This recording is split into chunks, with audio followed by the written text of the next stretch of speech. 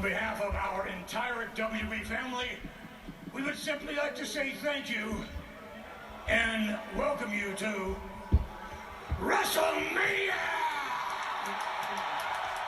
Promotional consideration paid for by the following. Hello and welcome, Cheap Shot Nation, to WrestleMania 37, the review by Cheap Shot Entertainment.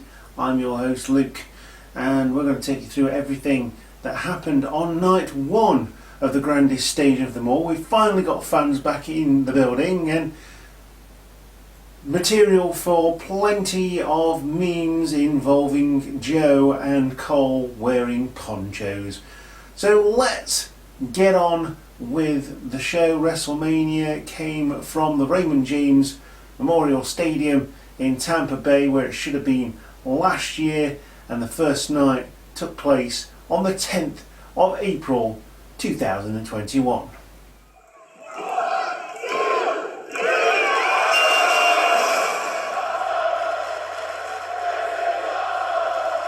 So we start out night one of WrestleMania with a thunder and electrical storm, and literally people walking out, not out of the stadium or away from the actual entertainment part of the show, but for their own safety they were cleared to safe areas with shelter just in case.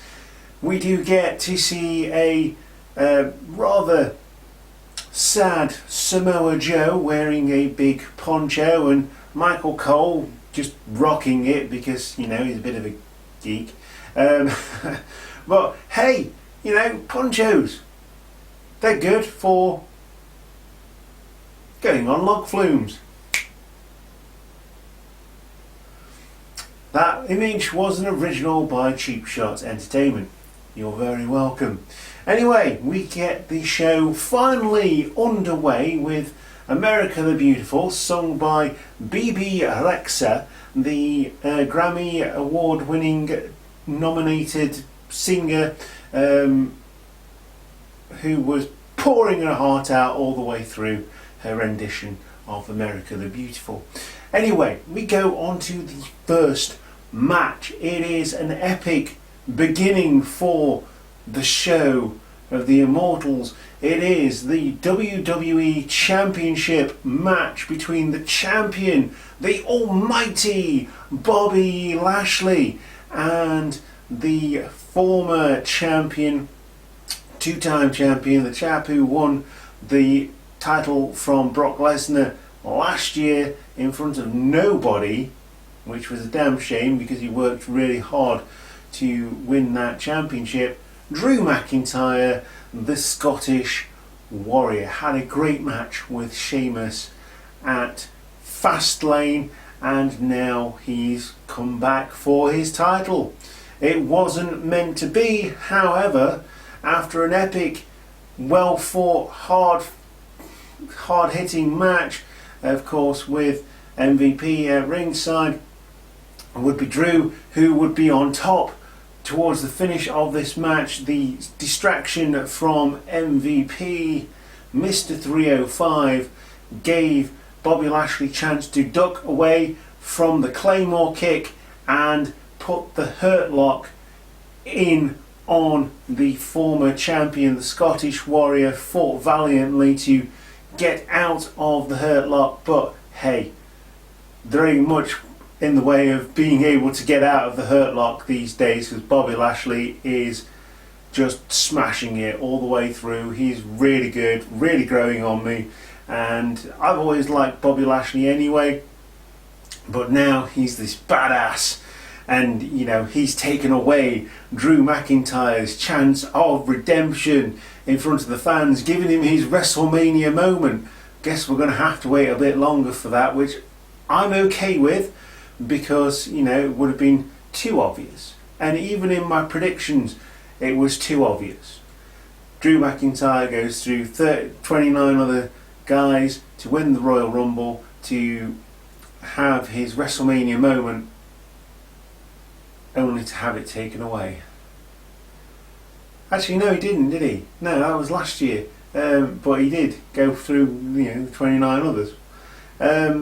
Bobby Lashley, of course, was paid off to let The Miz win his championship and then win the championship from The Miz as a transitional champion. But like I say, the Hurt Lock is difficult to break. Good thing here is that Drew was made to look strong by not tapping out. He did actually pass out, and that is how the match finished. I'm going to give this one, taking away half a cheap shot because of the distraction techniques. I'm not a huge fan, although I am training to be a heel manager at that. So yeah, I suppose I'm going to have to get used to those things. I think it's how it's done, really. Taking away half cheap shot, I'm going to give this one 3.5 cheap shots out of 5, considering that they were ready to go on. The electrical storm stopped them from going on straight away. And obviously then the nerves start kicking in. Is it going to happen? Blah blah blah. And it's good to see that those few nerves at the beginning, they worked over them, and it's good to see that they still love wrestling enough to have nerves going in front of fans. I mean, they haven't performed in front of fans for a long time, so yeah, it was a decent match. Like I say, 3.5 cheap shots out of 5. Very good opener. And we move on to the next match. So the next match is the number 1 contenders match for the WWE Women's Tag Team Championships. It is a tag team turmoil match featuring 5 different teams. Naomi and Lana versus Carmella and Billie Kay versus Ruby Riott and Liv Morgan, of course, the Riott Squad, versus Dana Brooke and Mandy versus Natty and Tamina. So this one, of course, with Naomi and Lana starting the proceedings along with Carmella and Billie Kay. Billie Kay playing the comedy relief in this one. Not quite sure how Carmella and Billie Kay became a tag team, but hey, they did what they needed to do because they eliminated Lana and Naomi, and they were the first ones out. They were my picks, so that's me losing loads of points in the prediction league with Mr. Benjamin Cocker from Squared Circle Jobbers. Go and check them out. Ruby Riott and Liv Morgan come out next, and they put in a bit of a showing here, and I'm very surprised by the ending, but we'll get there in the end. And Billie Kay and Carmella are eliminated by a back senton assisted by Liv Morgan's knees from the Riott Squad, and that is that. Dana Brooke and Mandy Rose come out next, and I don't know whether Dana Brooke just needs to get a bigger size of wrestling gear, but you know what, I wasn't complaining. And yeah, they did okay. They did okay. But Rose and Brooke would be eliminated by Liv Morgan reversing a roll-up. We then get to see the final team in this tag team turmoil match, which was Natty Neidhart and Tamina. Yes, Tamina is still a thing in WWE, and Natty has been around for, I think we worked this out, since 2010, probably a little bit before, with the Hart Dynasty. And yeah, she's been there for quite a while. She's had multiple championships. The only thing she hasn't won is the tag team championships, and it would be a great opportunity for them as they would win this match with by pinning the Riott Squad. And yeah, not sure how I feel about this one, to be honest, but a big splash from Tamina. Natty was going to go for the sharpshooter. She said no. She went to tag Tamina. Tamina got up on the top rope and hit the splash. There was no need for it. That's why I've given this marks down. It had all the hallmarks of a match that was just thrown together, and it was a damn shame because there was some good team performances in this one. The Riot Squad were absolutely awesome. I don't know what they need to do to get that, you know, finger of power and just say, yes, you can go for the Women's Tag Team Championships, because in this match they were the only actual tag team. Also, of note, they were dressed as Harley Quinn and the Joker, which has my seal of approval. So we'll put the Big Boss seal of approval right about there, because I'm pretty sure he approved of it as well. So I'm going to give this one 2 cheap shots out of 5. And the note I have on this was, that was a match. Nothing special. It sent Natty and Tamina on to the second night. And yeah, disappointed that the Riot Squad didn't win this one. But then I had Lana and Naomi winning, and they went out first. So there you go. Not doing too well with my predictions so far. The next match was a straight up singles match. There was no titles involved in this, which is a damn shame. It was Cesaro versus Seth Rollins, and the little promo package at the beginning, paid for by the friends of Seth Rollins, was absolutely awesome. You know, really selling the fact that he is the best man for the job, and Cesaro is just sort of there. And that's how Cesaro has always been treated. But this match really did, and he's had plenty of matches that have showcased his talent, but this match really did showcase his talent in the fact that he's going against a former multi-time champion, a man that's beaten Brock Lesnar at WrestleMania, and he dominated Seth Rollins. And it's good that Seth Rollins is willing to sell these days. I get the feeling that is because he's got a young family, and he's probably going to be starting to work more sort of part-time schedules going forward. This match was epic. It was swing after swing and spins upon spins, and Cesaro is just phenomenal, and he needs a push, and it's now time to do that push, and I'm glad that they've decided to do it.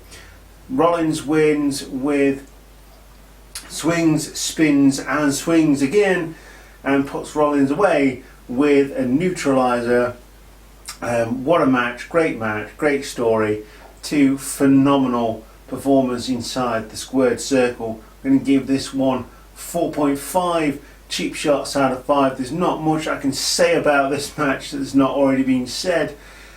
Just go and watch it. Go and watch it and enjoy this match, because it is great. Such a good match and a definite show stealer. To the Raw Tag Team Championships, it is the New Day, Kofi Kingston and Xavier Woods versus AJ Styles and his bodyguard Omos, or as I like to call him, Osmosis. And now I can't call him Osmosis because he did deal with that high pressure inside the ring. So he did actually go from low pressure to high pressure. So I've got to call him Osmos now. Omos, rather. Yeah, I was quite impressed by Omos. He did exactly what he says on the tin. He's 7'2". He doesn't need to do much else other than just sort of stand there looking intimidating, and that's exactly what he did. And the match starts with New Day being dominant over AJ Styles, but as soon as AJ Styles gets the tag to Omos, Omos just dominates the multi-time tag team champions. I'm not even sure how many times they've been tag team champions now. It's got to be near 10. And Omos just dominates them, both of them, without fail. They try and jump on him. He just stands there. He just does exactly what he needs to do. He's 7'2", and he just beats them up. And for that and that alone, I'm going to give this match a 3 out of 5 cheap shots, because we do get new tag team champions as Omos pins the multiple time tag team champions by standing on Xavier, actually no, it was Kofi Kingston's chest, I believe. You know, the guy who won the WWE Championship at WrestleMania just stands on his chest and wins the match. That's it. 3 cheap shots out of 5. I did enjoy this one for what it was. Wasn't much action involved, but it did tell a story, and the selling of the New Day was just spot on, because, you know, my face would have looked exactly the same if I was going against the 7'2" behemoth like Omos. Thumbs up. Next match is the cage match featuring Shane O'Mac, my boy, Here Comes the Money, versus Braun Choo Choo Strowman, and this one was actually reasonably entertaining. I fully thought that it was going to end very differently, and again my predictions are not going well at this point in time, but because I did put full points on Shane McMahon winning by hook or by crook, and possibly being chucked off the top of the cage through the table or hitting the floor that way, and by default he ain't walking out, which he didn't. But it would be a power slam, straight up power slam from Braun Strowman that would get him the victory in this one, and I guess he's beaten the bully by bullying the bully. Yay! It's a story that's been told many, many times in WWE over and over again. I'm doing this for all the people that are being bullied by bullying the bully. Yay.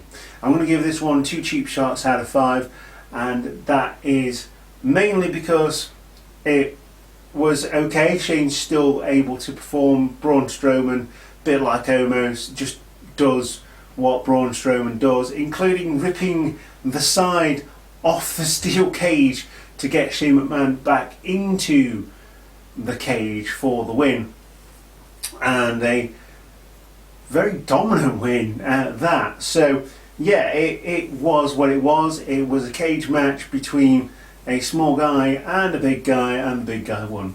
And I was fully expecting the small guy to win because, you know, he's Shane McMahon at the end of the day. I was wrong. To the next match, which features the obligatory celebrity involvement on night 1.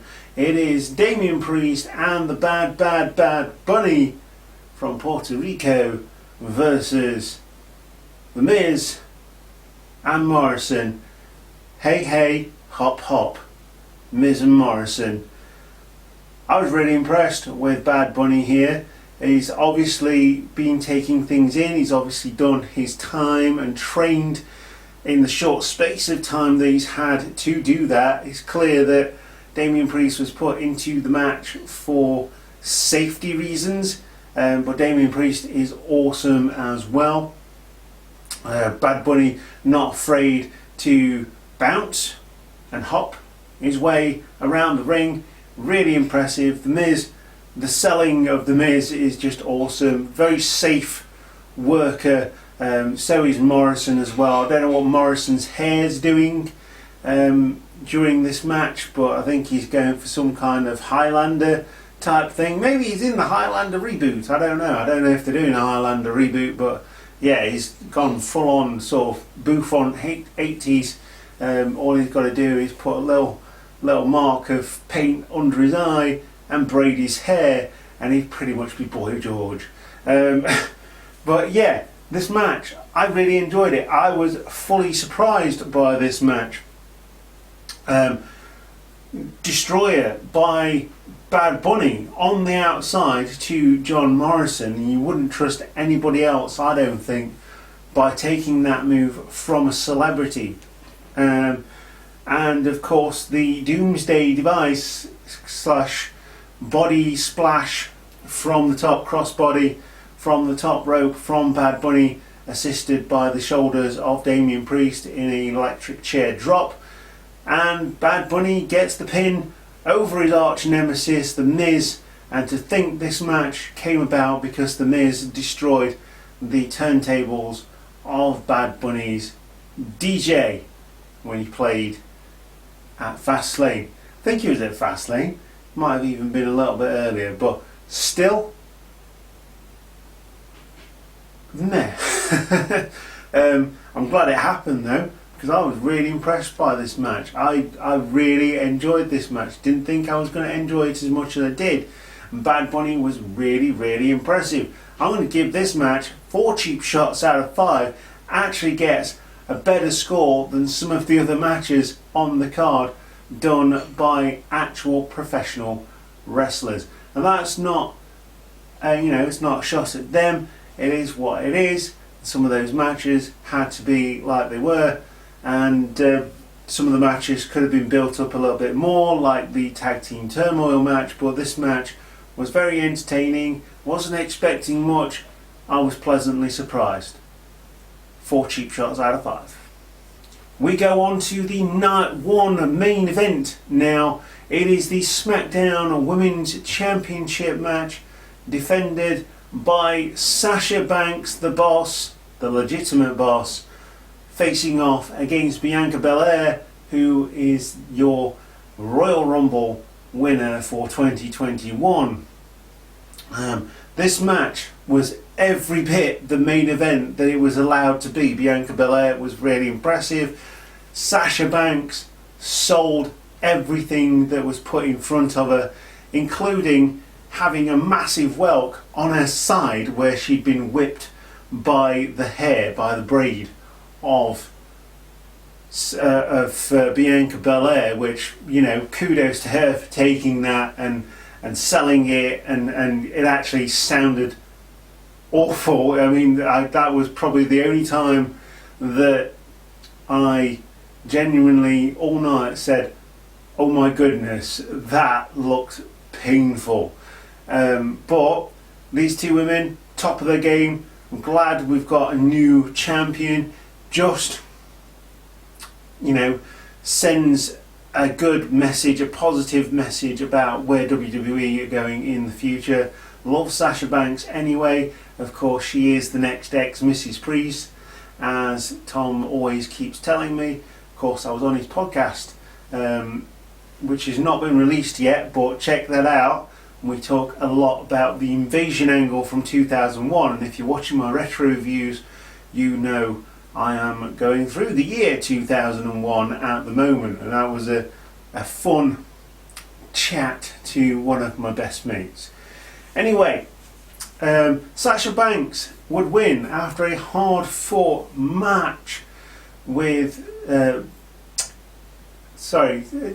Belair would win after a hard-fought match with Sasha Banks, which featured them going to the outside several times, and amongst other things, Sasha Banks, like I've said, being whipped by the braid of Bianca Belair. And this is where the finish of the match would come, as Bianca Belair would whip Sasha Banks in the midriff, which would take her off again. She would then hit the KOD for the win, and the EST has come from NXT to the main event of WrestleMania, or the WREST Ling Mania. I don't know, I like the t-shirt.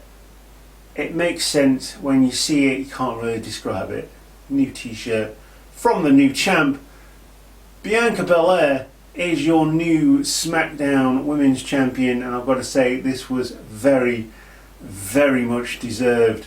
The build-up could have been a lot better. There's a lot of focus on the Tag Team Championships, for example, but the payoff was very much worth every single second. I'm going to give this one 4.5 cheap shots out of 5, and overall the night was absolutely brilliant, right down to, it's been over a year since they've had fans around the ring. Just hearing that natural reaction of actual people around the ring rather than things being piped in was just, it gave me goosebumps. The introduction from Vince McMahon, which you'll hear at the beginning of the video, was, you know, gave me tingles to hear Vince McMahon say the word WrestleMania. Just was so great, and it just makes me want to go to WrestleMania. Of course, it's very much documented on this channel that I was supposed to go to WrestleMania last year. It was cancelled. Supposed to go this year again. It was cancelled. Thank you to our friends at Wrestle Travel for organising it all, but I have now had or organised a refund for that trip. Sadly, that is something that I've had to do, but I'm looking at going down the line definitely to go to a WrestleMania and report live from a WrestleMania, which would be absolutely awesome. So that was everything that happened on night 1. We've still got night 2 to go, and in fact I'm recording this video as I'm getting ready to watch night 2. We did some zooming with the boys. I did fall foul of the late night, and of course it went even longer because of the electrical storm. It started here at 1 o'clock in the morning, which they haven't been doing pay-per-view wise, and then it obviously ticked on a little bit more because of the electrical storm. So yeah, it was a really good night, really good introduction back to having fans in a stadium for a WrestleMania. So we've still got night 2 to go. You are the Cheap Shot Nation. Keep in contact with us on social media, Instagram, Twitter and Facebook, and I will see you in the video for night 2. If you've not seen it already, check out my review of NXT Stand and Deliver, another 2-night special from the development territory, which is very much becoming a big player in the WWE. And of course, wait for our review of night 2 of WrestleMania as well. You are Cheap Shot Nation. Take care of yourselves. Enjoy the festivities tonight, and hopefully there won't be more electrical storms as I've heard. I will see you tomorrow for our review of night 2 of WrestleMania from the 11th of April. Take care of yourselves.